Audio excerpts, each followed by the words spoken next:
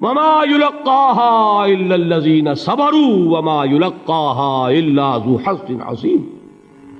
اس کے بغیر تو نہیں ہوگا. تھوڑ دلے لوگ، کم ہمت لوگ، عزیمت نہ رکھتے ہوں، حوصلہ نہ رکھتے ہوں، برداشت نہ رکھتے ہوں، تحمل نہ کر سکیں، لالچ سے ڈگمگا جائیں. دیکھیے یہ بھی میں نے چونکہ بات کہی تھی، سن لیجئے سیرت سے.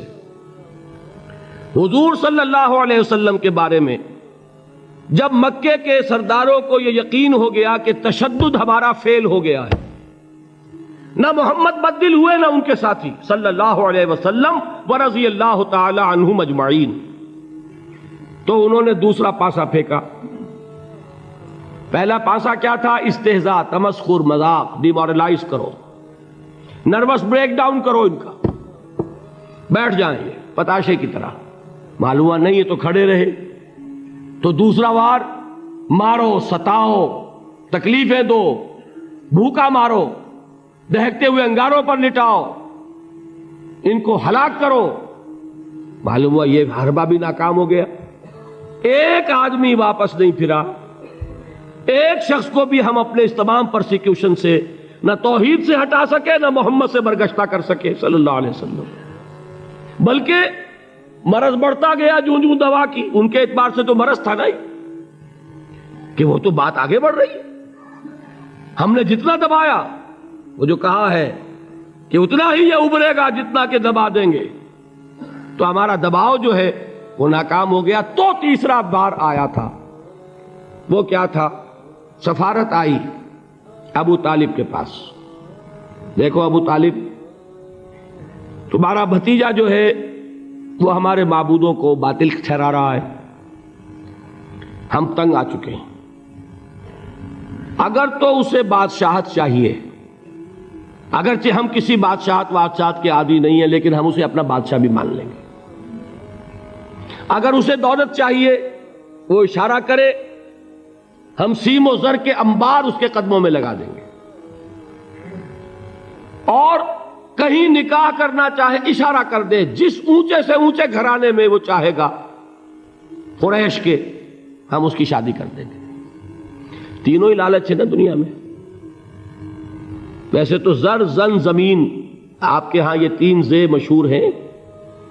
زر، زن، زمین. زمین کو اقتدار سمجھ لیجئے، قوت سمجھ لیجئے، دبدبہ سمجھ لیجئے. زن، زر اور حکومت، تینوں پیشکشیں انہوں نے کی. دیکھیے یہ ہوتے ہیں مرحلے تحریکوں کے لیے بہت ہی نازک. نبی کے لیے تو خیر کوئی امکان نہیں تھا.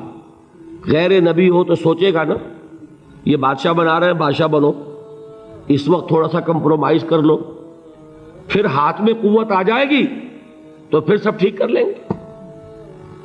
اگرچہ کبھی ٹھیک نہیں ہوتا. وہ ٹھیک ہوتا ہے اسی پروسیس سے جو محمد الرسول اللہ نے اختیار کیا. یہ تمام ٹیمپٹیشنز ہوتی ہیں، راستے سے بھٹکانے کی کوشش، کہ دباؤ سے نہیں مانے تو یہ لالچ جو ہے یہ انہیں ہٹائے. کیا جواب تھا حضور کا صلی اللہ علیہ وسلم؟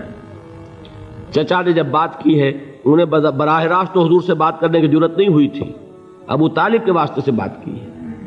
چچا نے جب بات کی ہے آ کر، حضور نے فرمایا چچا جان اگر وہ میرے داہنے ہاتھ میں سورج اور بائیں میں چاند رکھ دیں تب بھی میں یہ کام نہیں چھوڑ سکتا. تو عزیمت میں نے کہا تھا صبر کیا ہے؟ اپنے طے کردہ راستے پر بڑھتے چلے جانا، نہ کسی ٹیمپٹیشن سے، نہ کسی پریشر سے، نہ کسی تکلیف سے، نہ کسی ایذا سے، نہ کسی استہزاء سے، کسی سے بھی متاثر ہوئے بغیر اپنی منزل کی طرف پیش قدمی کیے چلے جانا. یہ ہے صبر. یہ صبر کی آخری منزل ہے. اور انقلابی صبر جو ہے اس میں ایک مرحلہ آتا ہے پیسیو ریزسٹنس، ایک آتا ہے ایکٹیو ریزسٹنس. ایک میں صبر محض ہے، جھیلو، برداشت کرو، کوئی ریٹیلیشن نہیں. اور ایک وہ آتا ہے کہ اب آگے بڑھو. بڑا پیارا مصرع ہے، آگے بڑھو یا وقت کی رفتار روک دو. وہ آگے بڑھ کر پھر نظام باطل کو چیلنج کیا جاتا ہے اور پھر جنگ ہے. ان اللہ یحب الذین یقاتلون فی سبیلہ صفا کانہم بنیان مرصوص. ان اللہ اشتری من المؤمنین انفسہم واموالہم بان لہم الجنہ یقاتلون فی سبیل اللہ فیقتلون ویقتلون وعدا علیہ حقا فی التوراۃ والانجیل والقرآن ومن اوفی بعہدہ من اللہ فاستبشروا ببیعکم الذی بایعتم بہ وذالک هو الفوز العظیم۔